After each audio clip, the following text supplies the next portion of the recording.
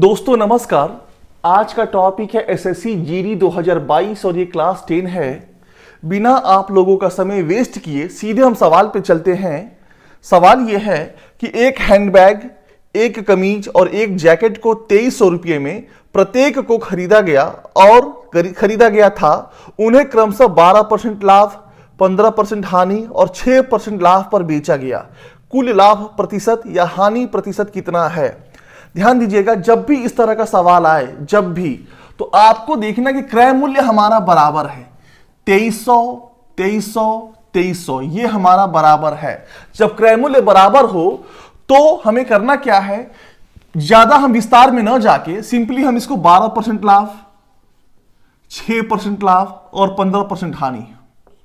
12 6 18, 18 में से 15 गया 3, कितना आया? 3 है। कितना आया? 3 है। ये तो टोटल कितनी बार परसेंटेज है? ये लाभ, ये माइनस 1 2 3, तो 3 है। ये 3 यहां आ गया ऊपर में, 1 2 3, तो 3 नीचे हो जाएगा। मतलब 1% उसे लाभ हुआ, 1% उसे लाभ हुआ। आप बहुत विस्तार से आप ऐसे न जाके 2300 का 112/100 प्लस 2300 का ये सब करने की जरूरत नहीं है आपको। आप सिंपली जब भी क्रय मूल्य हमारा समान है तो हम 12% लाभ माइनस ये हमारा, यदि ये माइनस में आता, ध्यान दीजिएगा, यदि यहां पर माइनस होता तो इससे नुकसान होता, यदि ये माइनस होता तो यहां नुकसान होता। चूंकि यहां पे प्लस है तो ये लाभ हो गया, ये लाभ होगा। ठीक, हमें बहुत विस्तार में नहीं जाना है, सिंपली चीजें बन सकती हैं। आगे बढ़ते हैं। इस सवाल में ध्यान आपको यह देना था कि क्रय मूल्य हमारा बराबर हो। जब क्रय मूल्य बराबर रहेगा तो यह तरीका बिल्कुल वहां काम करेगा, उसको करना ही है। ए और बी एक साथ मिलकर कार्य को 16 दिनों में कर सकते हैं। यदि ए बी की तुलना में 50% कम कार्य कुशल है तो ए अकेले कार्य करते हुए कितने दिनों में पूरे कार्य को पूर्ण कर सकता है? ठीक, ये ए है, ये बी है। बी अगर 100 है तो ए 50 है। ठीक, ये सवाल दिया हुआ है तो 50 एकम 50, 50 दूनी 100। इनकी कार्य क्षमता जो है 1 और 2 के अनुपात में है। इनकी कार्य क्षमता 1 और 2 के अनुपात में है, तो इनके द्वारा जो लिया गया समय है 2 और 1 है। मतलब ए अगर किसी काम को 2 दिन में करता है तो बी उसी काम को 1 दिन में करेगा। तो जब ये दोनों लोग आपस में मिल जाएं तो कार्य कितने दिनों में समाप्त होगा? अब जानते हैं कि फॉर्मूला होता है a गुणे बी अपान a प्लस बी। ठीक है, तो कुल कितने दिन में, मतलब कुल ये दिन का फॉर्मूला होता है ए बी अपान a प्लस बी, तो 2 गुणे 1 और 2 1 3, मतलब 2/3 दिन में होगा, 2/3 दिन में होगा। तो यहां पे दिया हुआ है कि ए और बी 16 दिन में कर सकते हैं, तो 2/3 दिन जो है वो 16 दिन के बराबर है। 16 जो है 2/3 के बराबर है, 3 ऊपर चला गया। तो पूछा क्या है? ए का पूछा है, तो ए का कितना है? 2। ए का कितना है? 2। 2 से 2 कट गया, 16 3 कितना हो गया? 48। ए जो है 48 दिन लेगा। मेरा ऐसा मानना है कि मैं कई बार कह चुका हूं कि हम कोई कसम नहीं खाए हैं कि हम इसी ट्रिक पे चलेंगे। जिस सवाल पे जो ट्रिक जल्दी काम करे वही हमारे लिए अच्छा है। जिस सवाल पे जो ट्रिक जल्दी काम करे वही हमारे लिए अच्छा है। तो ये हमारा जल्दी काम कर गया, ये हमारे लिए अच्छा है। ठीक, आगे बढ़ते हैं। फिर से बोल दे रहा है ए गुणे बी अपान ए प्लस बी, तो 2 गुणे 1 2/3 दिन, 2/3 दिन 16 दिन के बराबर है। 2/3 दिन 16 दिन के बराबर है। तो ए का पूछा है, तो ए का कितना है? 2। तो 2 जो करेंगे यहां पे तो 48 दिन आएगा। कितना आएगा? 48 दिन आएगा।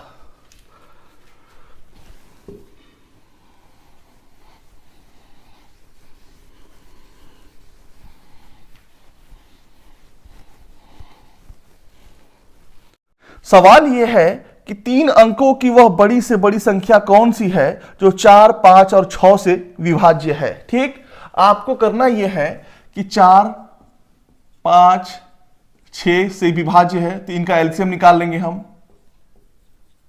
इनका एलसीएम कितना हुआ? 4 6 का हो गया 12 और 12 5 60, कितना हो गया? 60। तो 3 अंकों की सबसे बड़ी संख्या क्या है? 999 है। 60 से भाग दीजिए, 60 एकम 60, 9 में से 6 गया 3, फिर 9 छछा के 36, 6 बार में 360, 9 में से 6 गया 3, कटकुट। ठीक हो गया यहां पे। तो 999 में से जब आप 39 माइनस करेंगे, क्योंकि यहां पे शेष 39 आया है, तो 9 में से 9 गया 0, 9 में से 3 गया 6, 960। मतलब 960 जो है इन तीनों से विभाज्य है, इन तीनों से विभाज्य है। ठीक, इस सवाल में कुछ नहीं था। आगे बढ़ते हैं।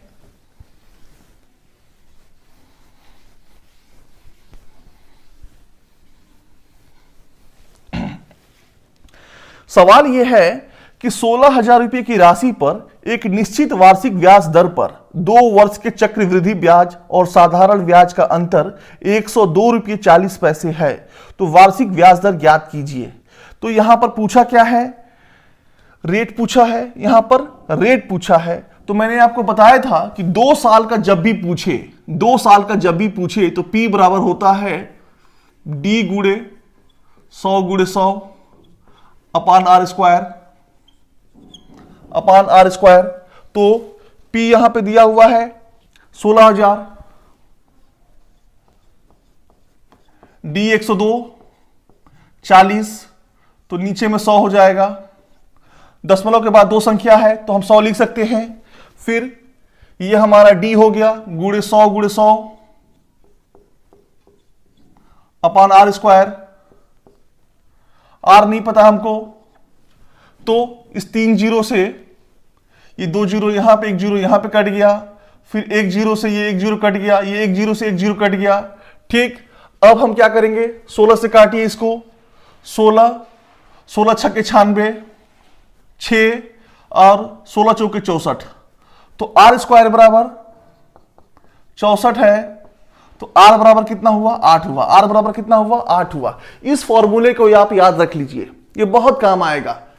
इसमें जो आपको निकालना है, इसमें P भी है, D भी है और रेट भी है। ठीक है, ये 2 साल का है। ये जो फॉर्मूला है ये 2 साल का है, याद रखिएगा, 2 साल के लिए है। ठीक, P बराबर D गुणे 100 बटा आर स्क्वायर।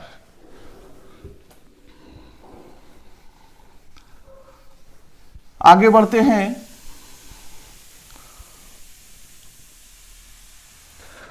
निम्नलिखित भिन्न संख्याओं का महत्तम समापवर्तक ज्ञात कीजिए। 4/5, 4/5, 24/25, ठीक, और 16/35, 16/35। तो इसका पूछा क्या है? इसका महत्तम समापवर्तक पूछा है। तो जो पूछता है ऊपर वाले का वही निकालते हैं। पूछा महत्तम है तो ऊपर वाले का महत्तम निकालेंगे। अगर पूछता लघुत्तम तो ऊपर वाले का लघुत्तम निकालते और नीचे वाले का महत्तम हो जाता, उल्टा हो जाता। तो पूछा महत्तम है तो पहले महत्तम निकालेंगे। 4 से ये भी कट रहा है और 4 से ये भी कट रहा है, तो इसका महत्तम कितना हो गया? 4 हो गया। कितना हो गया? 4 हो गया। और इसका एलसीएम निकालेंगे। 5/25 का 25 हो गया और 25/35 का 5×5 = 25, 7 175, 25 7 175, कितना हो गया? 175 हो गया। तो 4/175 हो गया।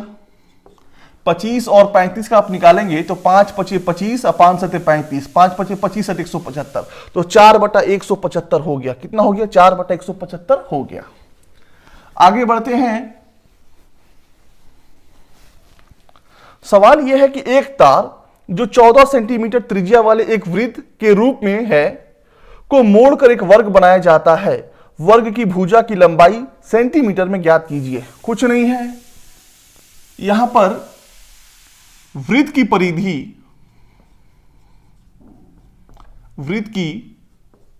परिधि बराबर वर्ग की परिमिति। हम जानते हैं 2πr, तो 2 गुणे 22/7 और r का मान कितना दिया हुआ है? 14 दिया हुआ है।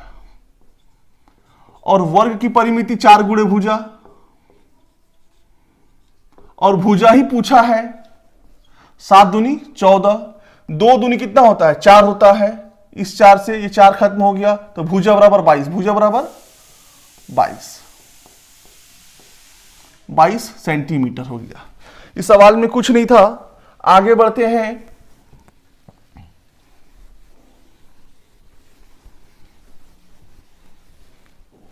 सवाल यह है कि 15 संख्याओं का औसत 55.4 है, पहली 6 संख्याओं का औसत 50 है और अगली 4 संख्याओं का औसत 60.5 है। शेष संख्याओं का औसत ज्ञात कीजिए। कुछ नहीं है, 15 का औसत 55.4 है, गुणे 15, 15 चौके 60 के 0, हाथ में लग गया 6, 15 पचे 75 और 6 81 के 1, हाथ में लग गया 8, अब 15 पचे 75 और 8 83, दशमलव के बाद 0 है, मतलब इसका कोई मतलब नहीं है। 831 है ये, कितना है ये 831 आया। तो पहली 6 संख्या का औसत 50 है, तो 50 गुणे 6 300, ठीक। और अगली 4 संख्याओं का औसत 60.5 है, 60.5 गुणे 4, तो 4 पचे 20 के 0, हाथ में लग गया 2, और 60 चौके 240 है 2, 242, दशमलव के बाद 0 है, इसका मतलब कोई नहीं, इसका कोई मतलब नहीं है, 242 है ये, ठीक। तो पूछा है कि शेष संख्याओं का औसत कितना है, बस ऐड कर लीजिए। 300 प्लस 242 कितना हुआ 542, 542 831 से माइनस होगा। शेष संख्या, शेष जो संख्या है 831 माइनस 542, माइनस करिए, 11 में से 2 गया 9, 12 में से 4 गया 8, और 7 में से 5 गया 2, 7 में से 5 गया 2। तो पूछा है कि औसत, तो औसत बराबर, देखिए हर चीज को मैं विस्तार से लिख रहा हूं। यदि मुझे सवाल करना हो तो मुझे लिखने की जरूरत ही नहीं है, ये दिमाग में ही हो जाएगा, ये दिमाग में ही हो जाएगा, ठीक। लेकिन ताकि आप लोगों को किसी प्रकार की दिक्कत ना हो तो मैं पूरे सवाल को विस्तार से लिखूंगा। तो 289 है ये, 5, तो 5 पचे 25, 3 बचा, 5 सते 35, 5 अठे 40, 57.8 इसका आंसर आएगा। कितना आएगा 57.8 इसका आंसर आएगा। कुछ नहीं थे सवाल में। आगे बढ़ते हैं।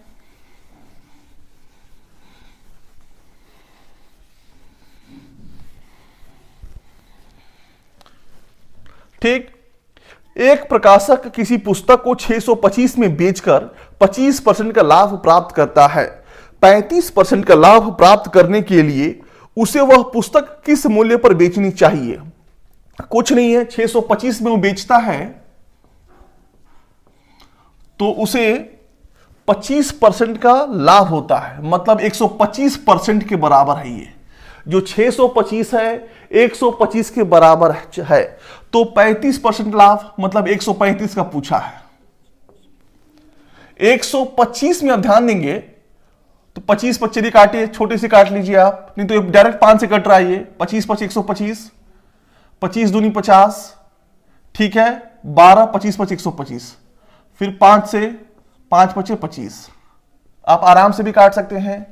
तो 5 पचे 25 के 5, हाथ में लग गया 2, और 13 पचे 65 2 67, 675 हुआ। कितना हुआ 675 रुपया उसको हुआ उसका। ठीक, आगे बढ़ते हैं।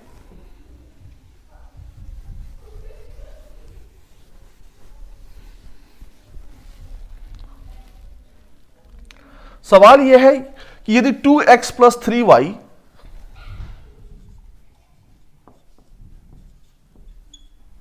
बट्टा 4x minus 7y 4x minus 7y बराबर 3/5 है, 3/5 है, तो xy का मान पूछा है ये। 3 चौको 12x माइनस 3 सत्ते 21y, 5 दूनी 10x, 5 दूनी 10x प्लस 15y, x इधर आएगा तो माइनस हो जाएगा, तो 12 में से 10 गया 2x,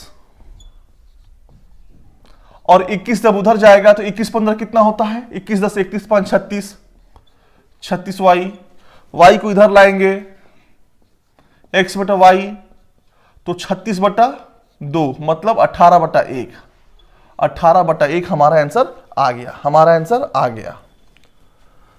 इस सवाल में कुछ नहीं था, आगे बढ़ते हैं।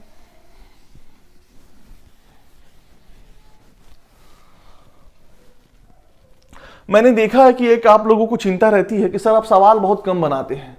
देखिए सवाल मैं वही उठाता हूं जिससे आपको लाभ हो, ऐसे सवाल आप खुद से सॉल्व कर सकते हैं। मैं उसी सवाल को विशेष ध्यान देता हूं जो थोड़ा ट्रिकी हो, जो बताने में भी मजा आए मुझे। तो आप ये मत देखिए कि सवाल सर आप बहुत कम बता रहे हैं। यदि जरूरत महसूस हो रही है आपको तो मैं बिल्कुल बताऊंगा। आप लोगों ने कमेंट किया है तो मैं बता रहा हूं और मैं बिल्कुल बताऊंगा। तो हाँ, सवाल यह है कि 8%, 15% और 20% की 3 क्रमागत छूटों के बराबर एक एकल छूट लगभग कितनी है। मतलब कोई वस्तु 100 रुपये की है, उसे 8% का छूट मिला, मतलब वो 92/100। फिर उसे छूट मिला 15% का तो 85/100। फिर छूट मिला उसे 20% का 80/100, 80/100। इस 100 से ये 100 खत्म हो गया, 20 चौके 80, 20 25 100, 5 से 17, ठीक है। तो 17 दूनी 34 के 4, हाथ में लग गया 3, और 17 9 153, 3 156। फिर गुणे 4 करिए, 4 बचा है वहां पे, बटा 100, 100 को रहने दीजिए आप।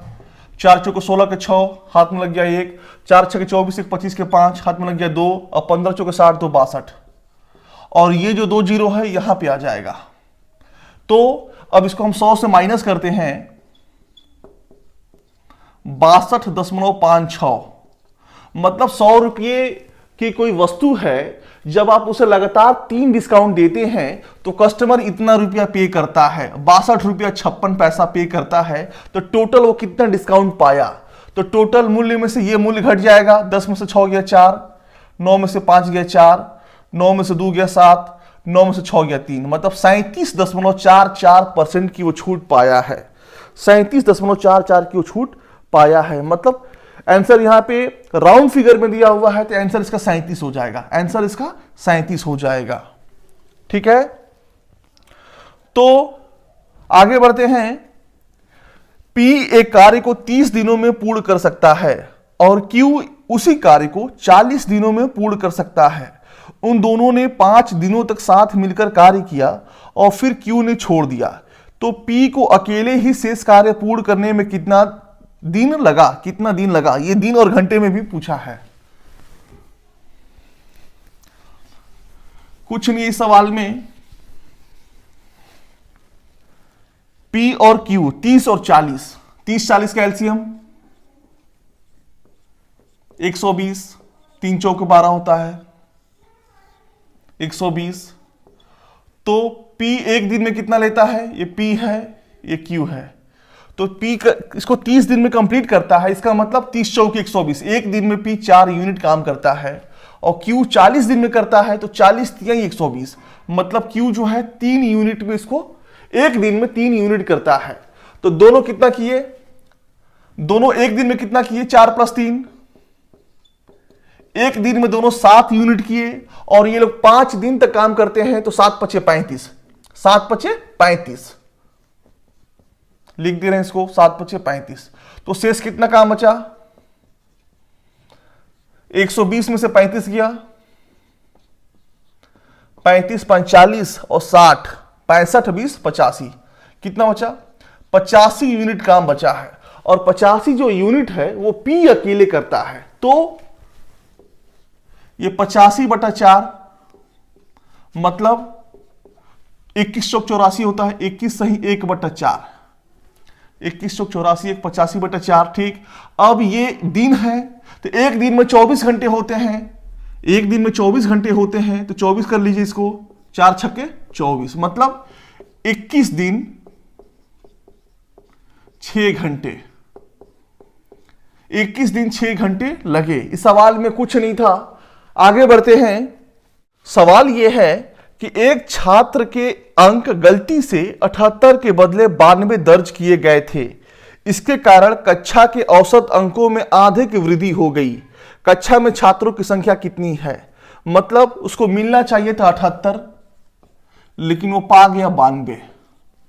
मतलब वो कितना ज्यादा पाया? तो 92 माइनस 78, मतलब वो 14 नंबर ज्यादा पाया। 14 नंबर वो ज्यादा पाया है।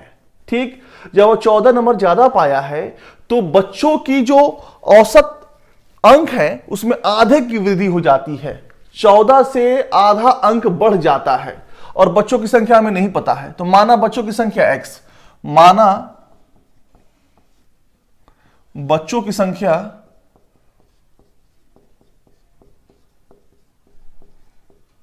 x, तो ये कुल नंबर 14 बड़ा है। 14 बटा बच्चों की संख्या बराबर आधा नंबर, बराबर आधा नंबर। देखिए 14 नंबर की वजह से हमारा आधा बढ़ जा रहा है, औसत में आधा बढ़ जा रहा है। तो 14 बटा बच्चों की संख्या बराबर आधा जो बढ़ा हुआ है, तो x बराबर 28।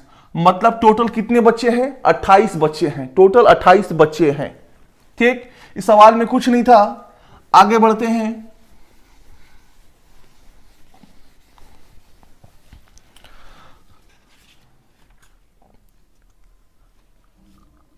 सवाल यह है कि 2015 में एक फुटबॉल क्लब में औसत उपस्थिति पिछले वर्ष की तुलना में 11% कम हो गई। ठीक है, मैंने 2014 की अपेक्षा, सवाल यह कह रहा है कि 2014 की अपेक्षा 11% जो है औसत उपस्थिति कम हो गई। यदि इस वर्ष 3190 कम लोग मैच देखने आए थे तो 14 में कितने लोग मैच देखने आए थे? तो ध्यान दीजिएगा, 2014 की तुलना में 11% कम हो गया। तो 3190 जो है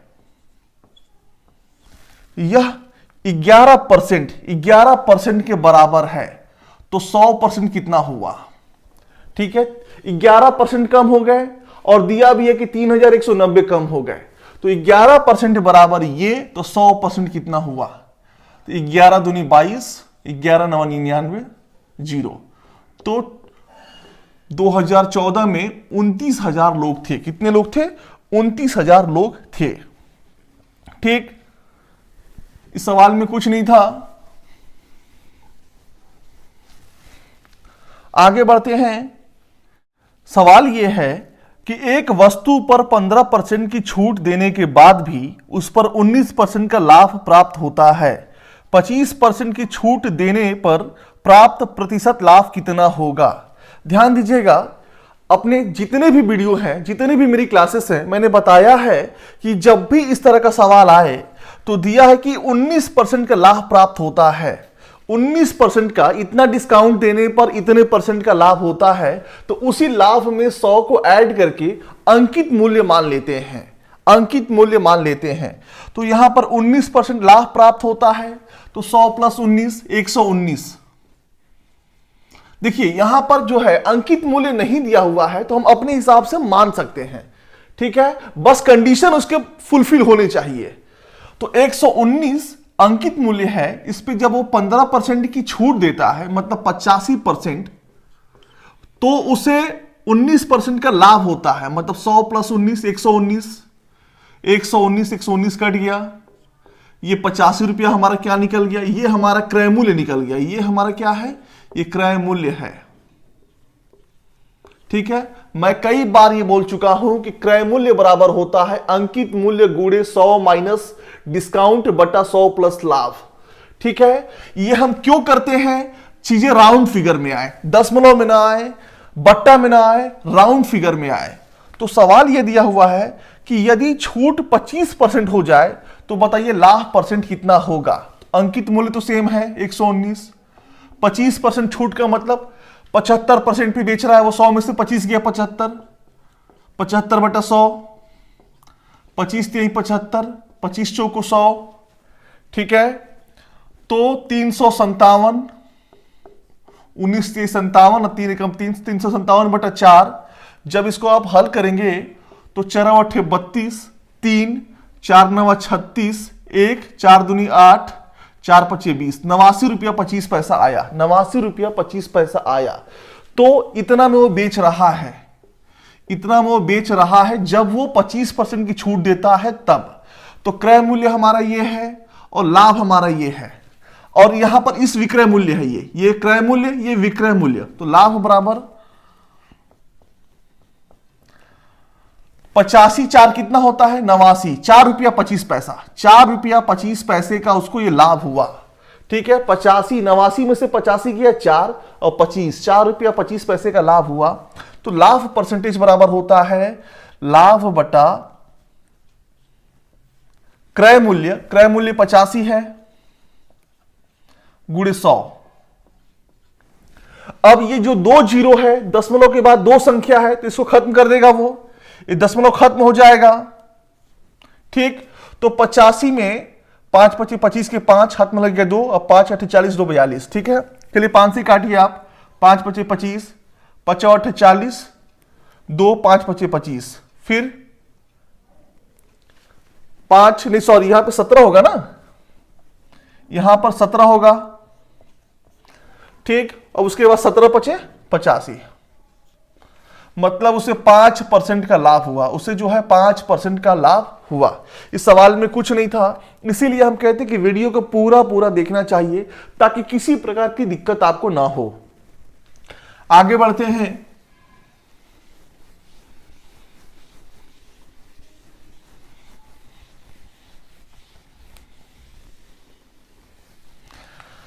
सवाल यह है कि 126 किलोमीटर प्रति घंटे की चाल से चल रही एक ट्रेन एक खंभे को 6 सेकंड में पार कर लेती है, तो ट्रेन की लंबाई क्या है?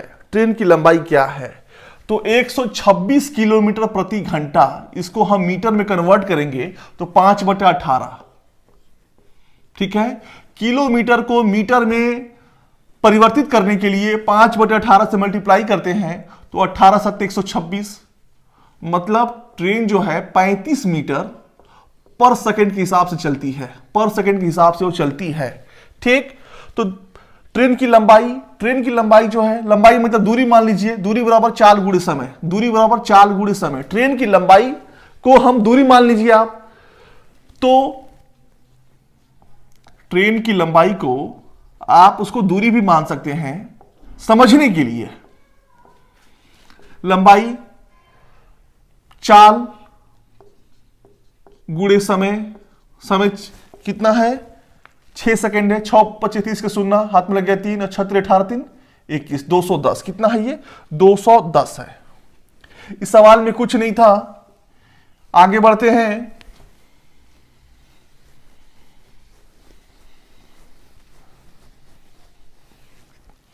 सवाल यह है कि 50 मीटर लंबा 45 मीटर चौड़ा एक पुल तालाब में 90 व्यक्ति डुबकी लगाते हैं। यदि व्यक्तियों द्वारा पानी का औसत विस्थापन 1 मीटर क्यूब है तो पानी का स्तर कितना ऊंचा उठेगा? मतलब एक तालाब है, वो 50 मीटर लंबा है, 45 मीटर चौड़ा है। ठीक है, जब इसमें 90 आदमी घुस जाते हैं तो जाहिर सी बात है पानी का लेवल थोड़ा ऊपर आ जाता है। पानी का लेवल थोड़ा ऊपर आ गया, लेकिन आयतन बराबर है, आयतन जो है बराबर है। ठीक है, तो आयतन बराबर है, मैंने 90 आदमी घुसे और 1 मीटर ऊपर आ गया वो, तो ये हमारा आयतन हो गया, ये हमारा आयतन हो गया। और यहां पे दिया हुआ है 50 गुणे 45, लंबाई गुणे चौड़ाई गुणे हाइट, हाइट हमें निकालना है, हाइट हमें निकालना है। 90 आदमी जब घुसते हैं तो उसका जो आयतन है वो थोड़ा सा हाइट उसका बढ़ जाता है, लेवल का जल स्तर थोड़ा बढ़ जाता है। और यहां पर हमारा ये आयतन है, तो 45 दूनी 90। ठीक है, 2 से काटिए 25, तो h बराबर 1/25 मीटर में दिया हुआ है। इसको सेंटीमीटर में कन्वर्ट करेंगे, इसको हम सेंटीमीटर में कन्वर्ट करेंगे तो 1/25 को 100 से मल्टीप्लाई होगा, 1 मीटर बराबर 100 सेंटीमीटर, तो 25 चौको 100, मतलब 4 सेंटीमीटर की वृद्धि हुई, 4 सेंटीमीटर हाइट में वृद्धि हो गई। सो इस सवाल में कुछ नहीं था। आगे बढ़ते हैं।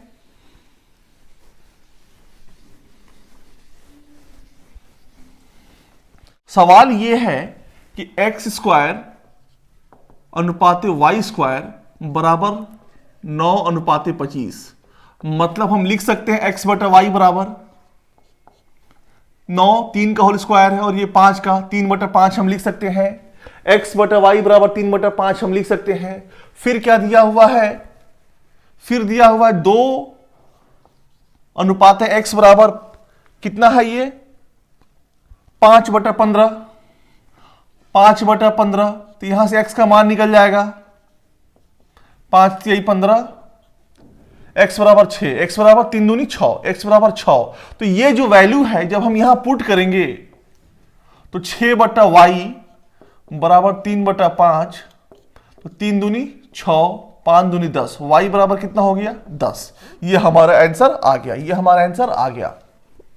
दोस्तों यदि किसी प्रकार की आपको दिक्कत हो रही है तो प्लीज आप कमेंट कर सकते हैं कि सर हमको ये सवाल हमको समझ में नहीं आया। हम बिल्कुल आपको बताएंगे, पहले आप पूछिए तो। और यदि आपको समझ में आ गया है, ये क्लास अच्छा लगा आपको, तो प्लीज आप लाइक करिएगा, सब्सक्राइब करिएगा। पूरा वीडियो देखने के लिए बहुत बहुत धन्यवाद।